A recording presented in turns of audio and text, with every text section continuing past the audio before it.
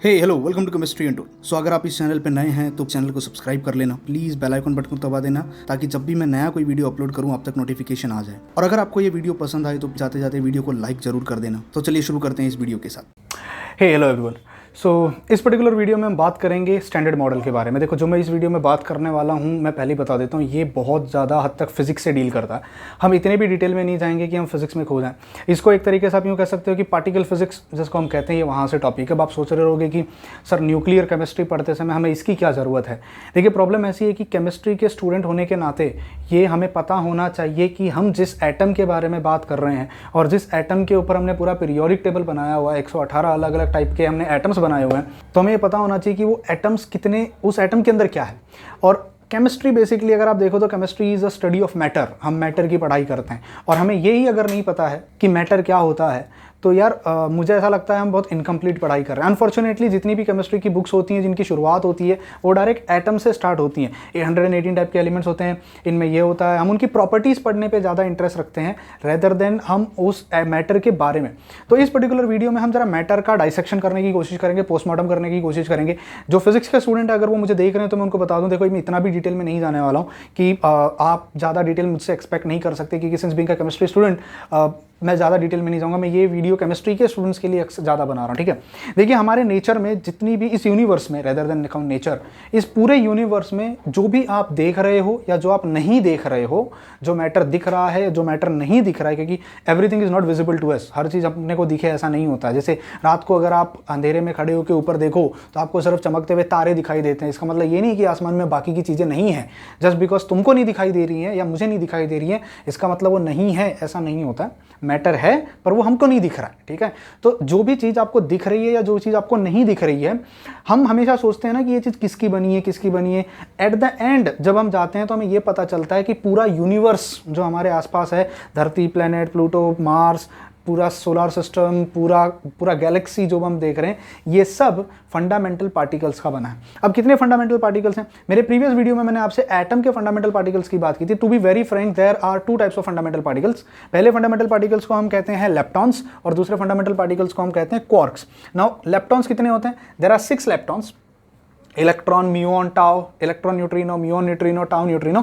इनकी डिटेल मैंने already previous video में डिस्कस कर ली है, जहाँ पे मैंने लेप्टॉन्स के बारे में काफ़ी कुछ हद तक बताया। इनमें फ़र्क क्या होता है? जो ऊपर वाले लेप्टॉन्स हैं ये सब नेगेटिवली चार्ज होते हैं और जो नीचे वाले होते हैं वो न्यूट्रल होते हैं। Quarks are also fundamental particles. जो इनके छः क्वार्क्स होते हैं, अप, चाप, top, up, charm and top, down, strange and bottom. अब इनके नाम और इनका चार्ज और इनके ऊपर उनका स्पिन वगैरह मैंने ऑलरेडी डिस्कस किया हुआ है। ये जितने भी आप यहाँ पे देख रहे हो, इन सब की जो स्पिन होती है, इन सब की स्पिन, इनका मास, इनका चार्ज मिलियन इलेक्ट्रॉन वोल्ट होता है, किसी का गीगा इलेक्ट्रॉन वोल्ट होता है, वो सब मैंने प्रीवियस वीडियो में डिस्कस किया है।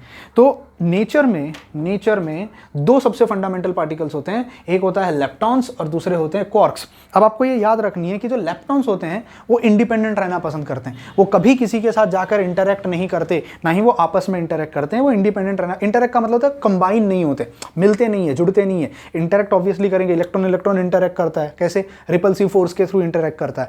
तो मेरे जितने लेप्टॉन्स हैं, ये लेप्टॉन्स हमेशा इंडिपेंडेंट रहना पसंद करते हैं, डू नॉट कंबाइन। पर क्वार्क्स आपस में कंबाइन करते हैं। जब क्वार्क्स आपस में कंबाइन करते हैं, जो हमें चीज मिलती है, हम उसको कहते हैं हेड्रॉन्स। क्या कहते हैं उनको?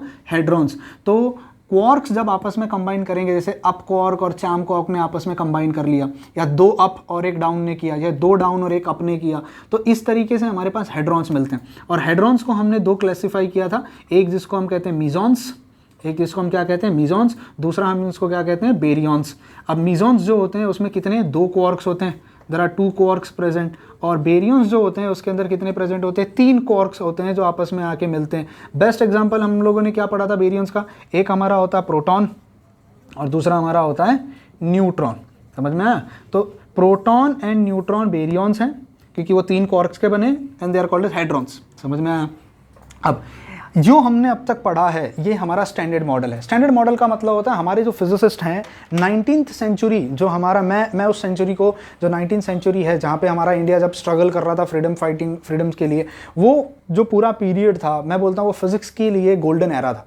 उससे पहले न्यूटोनियन एरा चल रहा था, पर जो 19th सेंचुरी का एरा है वो एक ऐसा एरा था जहाँ पे सबसे ब्यूटीफुल डिस्कवरीज हुई हैं। इलेक्ट्रॉन की डिस्कवरी ले लो, प्रोटॉन की डिस्कवरी ले लो, न्यूट्रॉन की डिस्कवरी ले लो, इलेक्ट्रोमैग्नेटिक रेडिएशंस के बारे में हमने सब पता किया, करंट के बारे में हमें बहुत कुछ, मतलब जो आज हम फिजिक्स पढ़ते हैं या जो हम आज जो भी हम चीज़ें देख रहे हैं, इसका जो नींव रखा गया, इसकी जो मेन मॉडर्न फिजिक्स में जिसको कह सकता हूँ मॉडर्न फिजिक्स, वो इससे पहले क्लासिकल फिजिक्स थी। क्लासिकल फिजिक्स जहाँ पे हम फोर्स न्यूटोनियन फिजिक्स जिसको कहते हैं, तो जो मॉडर्न फिजिक्स है वो 19th सेंचुरी में बनना स्टार्ट हुई। तो मॉडर्न फिजिक्स ने जब काम करना स्टार्ट किया, उसके बाद हमें पता चला कि पूरी यूनिवर्स जो बनी होती है वो ये 6 लेप्टॉन्स और 6 क्वार्क्स और इनके एंटी पार्टिकल्स, मतलब मैं टोटल मिला के अगर आपसे कहूँ तो 6 और 6 12 और इनके 12 एंटी पार्टिकल, मतलब 24 फंडामेंटल पार्टिकल से बनी होती है। ठीक है सर, ये समझ में आया। अब एक और प्रॉब्लम है। प्रॉब्लम ये है कि जब हम कहते हैं प्रोटॉन और प्रोटॉन आपस में रिपेल करते हैं, इलेक्ट्रॉन और इलेक्ट्रॉन रिपेल करते हैं, प्रोटॉन और इलेक्ट्रॉन एक दूसरे को अट्रैक्ट करते हैं, जैसे इस कायनात में धरती और मून के बीच में ग्रेविटेशनल फोर्स ऑफ अट्रैक्शन है। हमारे पास पूरे यूनिवर्स में 4 फंडामेंटल फोर्सेस हैं, 4 फंडामेंटल फोर्सेस हैं जो भी एक दूसरे को हम गवर्न करते हैं। जैसे सबसे पहले आती है ग्रेविटेशनल फोर्स, जो कि सबसे कमजोर फोर्स है पर काफी दूर तक चलती है, जैसे मून और सन के बीच में, सन और प्लूटो के बीच में ग्रेविटेशनल फोर्स कमजोर है, उतनी स्ट्रेंथ वाइज नहीं होती, पर इन्फिनिटी तक जाती है, बहुत दूर तक चली जाती है। फिर हमारे पास आती है इलेक्ट्रोमैग्नेटिक फोर्स, एक ऐसी फोर्स जो कि चार्ज पार्टिकल्स के बीच में होती है। इलेक्ट्रोमैग्नेटिक रेडिएशन जिसको हम कहते हैं, एक तरीके से पॉजिटिव और नेगेटिव पार्टिकल्स के बीच में होना, लाइट से जो हमारे पास इलेक्ट्रोमैग्नेटिक रेडिएशन आती है, तो हम कहते हैं हमारे पास जो एक फोर्स है वो है इलेक्ट्रोमैग्नेटिक फोर्स। तीसरी जो फोर्स है weak force and strong force, ये न्यूक्लियस में पाई जाती है। Weak force and strong force nucleus के अंदर, एटम का जो न्यूक्लियस होता है उसके अंदर, और ये 2 फोर्स बाहर नेचर में हमारे पास मिलती हैं। पूरा यूनिवर्स इन 4 फोर्सेस के अधीन है, gravitational force, electromagnetic force, weak force and strong force. अब हमने जो फोर्स का जो अजम्पशन हमारे सामने है, हम क्या मानते हैं फोर्स मतलब क्या होता है कि धक्का दे दिया सर। एक्चुअली में जब फिजिक्स एडवांस होने लगी थी, जब फिजिक्स बढ़ने लगी थी, तब हमको ये रियलाइज होने लगा कि अगर मैं तुमसे कहता हूँ मेरे पास एक प्रोटॉन है और मेरे पास एक दूसरा प्रोटॉन है, मेरा प्रोटॉन बना होता है अप और डाउन क्वार्क का, अप एंड डाउन क्वार्क, और ये भी बना है अप और डाउन क्वार्क। तो क्वेश्चन ये उठता है कि 2 प्रोटॉन आपस में इंटरेक्ट कैसे करते हैं, how do they interact with each other. मतलब वो अगर एक दूसरे को रिपेल भी करते तो हम कहेंगे सर इलेक्ट्रिक फील्ड होता है, इलेक्ट्रिक फोर्स ऑफ लाइन्स होती हैं, पॉजिटिव से निकलती हैं, नेगेटिव की तरफ जाती है, मैग्नेटिक फोर्स ऑफ लाइन होती है। आई एग्री, वो हमारा एक व्यू है। पार्टिकल फिजिक्स उसको व्यू कैसे करता है, मैं जो बताने वाला हूँ, जो केमिस्ट्री के स्टूडेंट है शायद उनके लिए ये थोड़ी अब्सर्ड चीज़ें होंगी, फिजिक्स वालों शायद ये समझ जाएंगे कि भाई हाँ ये सब उनके लिए नॉर्मल है क्योंकि उनको बीएससी में पढ़ाया जाता है। हमारे यहाँ पे जो पार्टिकल फिजिक्स है वो ये अज्यूम करता है, या ये एक्चुअली अज्यूम नहीं कहूँगा क्योंकि वो तो अभी प्रैक्टिकली मिल गया है। पार्टिकल फिजिक्स कहता है कि जब भी इस पूरी कायनात में कोई चीज़ आपस में इंटरेक्ट करती है तो वो इंटरेक्ट करती है कुछ पार्टिकल्स की मदद से। जैसे अगर एक प्रोटॉन दूसरे प्रोटॉन के साथ इंटरेक्ट कर रहा है, भले वो रिपेल कर रहा है कि अट्रैक्ट कर रहा है, इंटरेक्ट करता है, वो रिपल्सिव है कि अट्रैक्टिव है फ़र्क नहीं पड़ता। वो जो इंटरेक्शन है वो जिसको हम कहते हैं फोर्स, वो फोर्स रिपल्सिव अट्रैक्टिव जो भी वो फोर्स है वो कुछ पार्टिकल्स की वजह से होती है। मतलब कल को अगर मैं यहाँ खड़ा हूँ और गौरव मेरा भाई मेरे सामने खड़ा हो जाए तो there is a force of attraction between this two people, हम दोनों के बीच में एक फोर्स ऑफ अट्रैक्शन है जिसको हम ग्रेविटेशनल फोर्स ऑफ अट्रैक्शन कहते हैं। तो ये ग्रेविटेशनल फोर्स ऑफ अट्रैक्शन इसलिए हुई होगी क्योंकि मैं और गौरव आपस में कुछ पार्टिकल एक्सचेंज कर रहे हैं और मैं इस हर चीज़ के साथ पार्टिकल एक्सचेंज कर रहा हूँ, तो हम उन पार्टिकल्स को कहते हैं फोर्स कैरियर। क्या कहते हैं? Force career. जैसे प्रोटॉन आपस में इंटरेक्ट करेगा तो कुछ फोर्स कैरी करेगा आपस में, कुछ तो होगा जो उनके बीच में रिपेल। जैसे एक एग्जांपल के तौर पे देता हूँ, आप अगर वहाँ खड़े और मैं यहाँ खड़ा हूँ, मेरे पास एक हैवी बॉल है और मैं आपके ऊपर फेंक दूँ तो आप जो वो बॉल आपको जाके टकराएगी तो आप हिल जाओगे। तो मैंने क्या किया, मैंने आपके साथ इंटरेक्ट किया। कैसे इंटरेक्ट किया? एक पार्टिकल की मदद से आपके साथ इंटरेक्ट किया। तो हमारा जो स्टैंडर्ड मॉडल है वो ये कहता है, हमारा पार्टिकल फिजिक्स ये कहता है कि कोई भी चीज़ या जो भी अट्रैक्शन या इंटरेक्शन इस दुनिया में होता है वो 2 पार्टिकल्स के बीच में अगर होता होगा तो कुछ फोर्स कैरियर होगा, उस फोर्स को कैरी करने वाला कोई तो होगा, और हम उन पार्टिकल्स को कहते हैं फोर्स कैरियर पार्टिकल्स। तो ये प्रेडिक्शन हुआ, या मैं कहूँ ये थियोरेटिकल मैथमेटिशियंस लोगों ने, फिजिक्स वालों ने ये दिया, और उन्होंने कहा कि ग्रेविटी अगर धरती मून के साथ इंटरेक्ट कर रही है तो धरती और मून के बीच में कुछ तो एक्सचेंज हो रहा होगा, और वो फोर्स कैरी करने वाला जो पार्टिकल होगा हमने उनका नाम दे दिया फोर्स कैरियर, और वो हो गया ग्रेविटॉन। क्या नाम रखा गया उसका? ग्रेविटॉन। सिमिलरली जब लाइट मेरे साथ इंटरेक्ट करती है, अभी आप समझ पाओगे, जब लाइट मेरे साथ इंटरेक्ट करती है तो वो इलेक्ट्रोमैग्नेटिक रेडिएशन है, electric and magnetic field are interacting with me, तो उस लाइट की को इंटरेक्शन को कैरी करने वाला जो पार्टिकल होगा उसको हम बोलते हैं फोटोन। क्या कहते हैं? फोटोन। अब फोटोन केमिस्ट्री वालों ने सुना है फोटोन क्या होता है, तो आप आई होप आप समझ पा रहे हो। तो जब लाइट किसी के साथ इंटरेक्ट करती है तो आप उसको ऐसे इमेजिन करो अब कि इलेक्ट्रोमैग्नेटिक रेडिएशन ने उस मैटर के साथ कुछ तो एक्सचेंज किया, और वो जो एक्सचेंज किया, फोर्स, धक्का जो मारा या जो इंटरेक्शन हुआ, that is because of a particle called as photon. अब ये जो फोटोन या जो ग्रेविटॉन नहीं थे, वर्चुअल पार्टिकल्स हैं। अभी बहुत सारी जगहों पर इनके बारे में लिखा जाता है वर्चुअल पार्टिकल, मतलब एक्चुअली में you will never see a photon going, they are virtual particle, they are massless, they are almost massless. ठीक है, अब मैं इनके बारे में अगर जैसे बताऊं, मैं फोटोन की बात करूं, मास कितना होता है 0, चार्ज कितना होता है 0, पर स्पिन कितनी होती है 1, तो उस पार्टिकल में स्पिन है पर उसका मास ऑलमोस्ट 0 है, उसका चार्ज 0 है पर स्पिन है उसके अंदर। Spin is a particle nature, हर एक पार्टिकल के अंदर एक इंट्रिंसिक स्पिन होती है। ठीक है, जैसे अगर मैं ग्रेविटॉन की बात करूं तो ग्रेविटॉन के बारे में ऑनेस्टली स्पीकिंग हम ग्रेविटॉन को लेते नहीं हैं स्टैंडर्ड मॉडल में, क्योंकि ग्रेविटेशनल फोर्स तभी आती है जब हमारे पास जो चीज़ है वो या तो ह्यूमन लेवल पे हो या तो थोड़ी बड़ी हो। एटॉमिक लेवल पे ग्रेविटी काम नहीं करती है, एटॉमिक लेवल पे ग्रेविटी काम नहीं करती है। ग्रेविटी या ग्रेविटॉन के बारे में हम तभी बात करेंगे जब हमारे पास बल्क में बड़ी चीज़, जैसे हम बोलते हैं ना thermodynamics is a macroscopic science, बड़ी चीज़ के बारे में। एटॉमिक लेवल पे ग्रेविटी गायब हो जाती है, इसीलिए जब हम मॉडल एलिमेंट्री पार्टिकल्स की बात करते हैं तो हम उसमें ग्रेविटेशनल फोर्स को यहाँ हम फिट नहीं कर पाते, हम नहीं फिट कर पाते, क्योंकि ग्रेविटेशनल फोर्स लार्ज पार्टिकल्स पे आती है, तो ग्रेविटेशनल फोर्स को हम काउंट नहीं करते। इलेक्ट्रोमैग्नेटिक रेडिएशन, इलेक्ट्रोमैग्नेटिक इंटरेक्शन किसकी वजह से होगा? फोटोन। सिमिलरली न्यूक्लियस के अंदर भी हमारे जो मॉलिक्यूल है उसके अंदर, न्यूक्लियस, उसके अंदर भी जो पार्टिकल्स हैं, जैसे प्रोटॉन प्रोटॉन का इंटरेक्शन, न्यूट्रॉन न्यूट्रॉन का इंटरेक्शन, प्रोटॉन न्यूट्रॉन का इंटरेक्शन, ये होगा या तो स्ट्रॉन्ग इंटरेक्शन होगा या तो वीक इंटरेक्शन होगा। Strong interaction is because of gluon, जो ग्लूऑन होता है उस पार्टिकल जो स्ट्रॉन्ग इंटरेक्शन कर रहा होगा, तो जिस पार्टिकल की वजह से कर रहा होगा हमने उसका नाम क्या रख दिया? ग्लूऑन। और वीक फोर्स जो कमजोर फोर्स होती है, and most of the time weak forces are responsible for your radioactivity. अगर कहीं पे फोर्स ऑफ इंटरेक्शन वीक है तो वो न्यूक्लियस टूटना या फटना स्टार्ट कर जाता, and that is somewhere responsible for your radio activity. तो वीक फोर्सेस किसकी वजह से होती है? W boson and Z boson या जी बोसॉन, जिसको हम कहते हैं डब्ल्यू बोसॉन या जेड बोसॉन्स ना, ये हमारे पार्टिकल्स हैं जिनको हम कहते हैं फोर्स कैरियर पार्टिकल्स। अब मैंने इनके बारे में थोड़ा डिटेल लिखा, जैसे मैं ग्लूऑन की बात करूं, चार्ज 0 होता है, मास 0 होता है, सबका चार्ज और मास 0 होता है except Z boson and W boson. मतलब जो वीक फोर्स वाले पार्टिकल्स हैं, जो वीक फोर्स वाले, वो थोड़े हैवी हैं, मतलब 91.19 giga electron volt, 80.39 giga electron volt. बाकी सबका स्पिन अगर मैं देखूं तो सबका स्पिन 1 होता है। चार्ज की अगर मैं बात करूं तो सिर्फ डब्ल्यू बोसॉन है जिसके ऊपर प्लस माइनस चार्ज हो सकता है, बाकी सारे के सारे पार्टिकल्स न्यूट्रल हैं।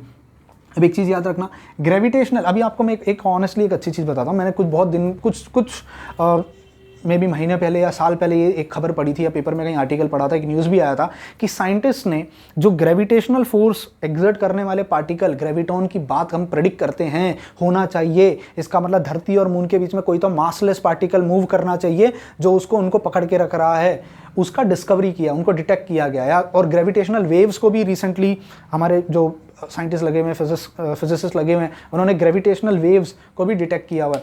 अब एक क्वेश्चन दिमाग में उठता है, ये जितनी भी चीज़ें हम यहाँ देख रहे हैं, ये पार्टिकल है, ये लेप्टॉन है, इलेक्ट्रॉन है, म्यूऑन है, टाउ है, इन सब में मास है, किसी में मास है, किसी में मास नहीं है, कोई मासलेस है, कोई है। ये सब में मास कहाँ से आया? From where do you get that weight? वो जो मास है उसके अंदर, या वो जो वो फील्ड, अगर मान लेते हैं वो पार्टिकल भी एक फील्ड है, पार्टिकल भी अगर जैसे इलेक्ट्रोमैग्नेटिक वेव है वो एक फील्ड है, इट्स नॉट अ पार्टिकल, वो एक फील्ड है, तो ये मास कौन देता है? तो लेटेस्ट डिस्कवरी जो थी, तो हमारे बहुत अच्छे साइंटिस्ट हुआ करते थे, पीटर हिग्स, उन्होंने ये प्रेडिक्शन किया था कि ये सब तो ठीक है, ये जितने हम एलिमेंट्री पार्टिकल पढ़ रहे हैं, पूरी कायनात इन सब की बनी हुई है, बहुत अच्छी बात है, पर इन सब में मास कहाँ से आया? विच इज दैट समथिंग जो इन सबको बना रही है? जैसे अगर मैं तुमसे कहता हूँ देयर इज अप क्वार्क के अंदर मास कहाँ से आ रहा है? फोटोन है, बोसॉन है, ग्लूऑन है, या बाकी जो भी आप देख रहे हो। तो उन्होंने एक ऐसे पार्टिकल के बारे में प्रेडिक्ट किया था। अब वो पार्टिकल है but that's not a actual particle. जब अभी देखो, जैसे मैं तुमसे बोल रहा हूँ फोटोन का मतलब क्या है? ये मार्कर जैसा पार्टिकल नहीं होगा। क्या ट्यूबलाइट मेरे ऊपर फोटोन पटक के नहीं मार रही है? There is a photon coming on me, but can you see that photon? Can you see that photon? No, that's an virtual particle. अब आप समझो इस चीज को, वो वर्चुअल पार्टिकल है जो हमें दिखता नहीं है, पर वो पार्टिकल जैसा बिहेवियर रखता है, एंड दैट्स समथिंग जो मुझे इंटरेक्ट करा रहा है, मुझे और लाइट को। तो हमारे पीटर हिग्स सर ने ये कहा था कि there is a particle, and उन्होंने उसका नाम रखा था Higgs, and since that is a boson, उन्होंने उसका नाम रखा था हिग्स बोसोन। अच्छा, मैं आपको एक और बात बता दूं, एलिमेंट्री पार्टिकल को दो और कैटेगरी में क्लासीफाई किया जाता है, एक जिनको कहा जाता है फर्मियंस एंड दूसरा जिनको कहा जाता है बोसॉन्स। इसके बारे में मैं आने वाले वीडियो में, अगले वीडियो में डिस्कस करूंगा कि फर्मियंस क्या होते हैं और बोसॉन्स क्या होते हैं। ट्रस्ट मी, बहुत इंटरेस्टिंग पार्ट है ये, बहुत इंटरेस्टिंग पार्ट है। उस वीडियो को जरूर देखना, जहाँ पे मैं आपको बताऊंगा why matter occupy space, matter space क्यों ऑक्यूपाई करता है। और ये बोसॉन्स तो बहुत अतरंगी चीज़ है। आपने बोस आइंस्टाइन कंडेंसेट के बारे में सुना होगा, है ना, fifth state of your matter, solid, liquid, gas, plasma, and there something called as Bose Einstein condensate. ये बोस आइंस्टाइन कंडेंसेट होता क्या है, तो इसके बारे में मैं आने वाले वीडियो में डिस्कस करूंगा, यहाँ थोड़ा लंबा हो जाएगा। तो हमारे जो पीटर हिग्स हैं, उन्होंने कहा था कि एक पार्टिकल मिलेगा Higgs and it will be a boson, तो इन्होंने इसका नाम रखा Higgs boson, and this will be the fundamental particle जिसकी वजह से इन सब में मास आया होगा। इसीलिए वो चीज़ जिसकी वजह से सब में मास आया है, या जो भी हम उनके अंदर मास या एनर्जी हम देख रहे हैं, या जो वो फील्ड भी क्रिएट हो रहा है, वो फील्ड जो क्रिएट हो रहा है वो उस हिग्स पार्टिकल की वजह से हो रहा है। रिसेंटली कुछ 2-3 साल पहले की बात है, हमारे जो लार्ज हैड्रॉन कोलाइडर चल रहा है, जहाँ पे जिनेवा के आसपास, स्विट्जरलैंड के आसपास जो एक टनल बना के जो कोलाइडर पार्टिकल्स को कोलाइड किया जाता है हाई एनर्जी के साथ, और फिर उनसे निकलने वाले अलग अलग पार्टिकल्स को या उनके फील्ड को डिटेक्ट किया जाता है, जहाँ जिसमें इंडिया ने भी बहुत अच्छा कंट्रीब्यूट किया है, और एक बहुत अच्छा इंस्टीट्यूट है सन, CERN सन, उन्होंने इसके अंदर काम चल रहा है। तो वहाँ पर रिसेंटली कुछ 2-3 साल पहले की बात, आई डोंट रिमेंबर एग्जैक्टली कब की बात है, तो वहाँ पर उन्होंने इस हिग्स पार्टिकल के बारे में पहला डिटेक्शन मिला था, और यही कारण था कि उसके बाद इस फील्ड में जो भी काम कर रहे थे उनको नोबेल प्राइजेस भी मिलना स्टार्ट हुआ था। अब ना प्रॉब्लम ये थी कि वो एक हिग्स एक लास्ट पार्टिकल था जो रह गया था। पूरे कायनात को जब तुमने ढूंढा और सब पता चला, तो बाद में जो एक आखिरी पार्टिकल रह गया था जिससे ये पूरा फिट बैठ सकता था कि भाई हाँ, अब हमको समझ में आ गया कायनात किसकी बनी हुई है, यूनिवर्स किसका बना है, तो वो ये एक लास्ट पार्टिकल था जो बचा हुआ था, जिसको ढूंढा गया। तो इसीलिए इसका नाम रखा गया गॉड पार्टिकल, क्योंकि भगवान वो चीज़ है जिससे हम सब बने हैं, और ये सारी चीज़ों से यूनिवर्स बनी है, पर इनके अंदर मास देने का काम इसने किया है। दिस इज द पर्सन जो सबको मास दे रहा है, इसलिए उसको बोला गया गॉड पार्टिकल। तो गॉड पार्टिकल कोई पार्टिकल नहीं है, इट्स नॉट अ पार्टिकल, ओ भगवान मिल गया, ओ भगवान मिल गया, no, it's not a God particle, it is a field. वो एक फील्ड है जो जिसकी वजह से सब चीज़ के अंदर मास आ रहा है, और जिसकी वजह से जो एलिमेंट्री पार्टिकल्स हैं वो सब बने हैं। आई होप समझ में आया। तो ये वीडियो आपको ये समझाने और ये बताने के लिए था कि देखो, हम जो न्यूक्लियर केमिस्ट्री पढ़ने वाले हैं, देखो न्यूक्लियर केमिस्ट्री स्टार्ट जहाँ से होती है, radio active element, fusion, fission, ये सब हम सबको आता है, ये हम बुक्स में से पढ़ सकते हैं। दिस इज समथिंग जो केमिस्ट्री की बुक्स में मिसिंग होता है, जो एक्चुअली फिजिक्स में पढ़ाया जाता है, बट मुझे ऐसा लगता है केमिस्ट्री के स्टूडेंट्स को आना चाहिए। तो आई होप अब आपके दिमाग में यूनिवर्स के बारे में चीज़ें क्लियर हो गई हैं। और एक और चीज़ याद रखना, हम जो मैटर देखते हैं, हम जो एटम देख रहे हैं, वो प्रोटॉन, न्यूट्रॉन और इलेक्ट्रॉन का बना है, पर उसके अलावा भी बहुत सारे पार्टिकल्स होते हैं। बच्चों को ये पढ़ाया जाता है कि there are only 3 subatomic particle, electron, proton and neutron. No, I am sorry, there are not 3 subatomic particle, there are many subatomic particle. बस इसमें जो फंडामेंटल पार्टिकल है वो इलेक्ट्रॉन है, प्रोटॉन और neutron are composite particles, they are composite, क्योंकि वो quark के बने हैं, और क्वार्क भी 3 क्वार्क के बने हैं, एंड क्वार्क इज दिस, और क्वार्क के अंदर मास देने का काम हिग्स बोसॉन कर रहा है। तो आप सोचो ना कितना नीचे है। एंड जैसे बेरियॉन्स में 3 क्वार्क्स आए, अब 3 अप डाउन आया, ठीक है, जैसे प्रोटॉन की बात करूं, न्यूट्रॉन में डाउन डाउन अप होता है, down down up, up down, 2 up और 1 डाउन। ऐसे सोचो, अप और स्ट्रेंज, अप और चार्म, अप और top, there are so many possibilities. तो आपको ना जाने कितने हेड्रॉन्स मिल सकते हैं। हेड्रॉन्स आर कंपोजिट पार्टिकल, जो फंडामेंटल पार्टिकल जब मिलने लगते हैं, और वो भी कौन से फंडामेंटल पार्टिकल, क्वार्क्स, क्योंकि लेप्टॉन्स तो जल्दी किसी के साथ इंटरेक्ट करते ही नहीं है, वो तो इंडिपेंडेंट रहना पसंद करते हैं। थोड़ी ना 2 इलेक्ट्रॉन मिलकर एक नया पार्टिकल बना लेते हैं, इलेक्ट्रॉन इलेक्ट्रॉन रहता है। हाँ, इलेक्ट्रॉन साथ में हो सकते हैं, स्पिन इंटरैक्ट कर सकते हैं, पर वो कभी नया पार्टिकल नहीं बनाएंगे, दे आर इंडिपेंडेंट आइडेंटिटी। समझ में आया? तो आई होप इस वीडियो से आपको कुछ आइडिया मिला होगा पार्टिकल फिजिक्स का। बहुत इंटरेस्टिंग फील्ड है, ट्रस्ट मी, मैं हमेशा इसको पढ़ना चाहता था, बहुत ही इंटरेस्टिंग फील्ड है। आप जितना डिटेल में जाओगे, मैं आप लोगों से रिक्वेस्ट करूंगा, अगर आपके अंदर की क्यूरियोसिटी में थोड़ी सी भी अगर जगह पाया, ट्रस्ट मी, गूगल पे सब कुछ अवेलेबल है। सिर्फ आपको 3-4 घंटे आपके पास होने चाहिए।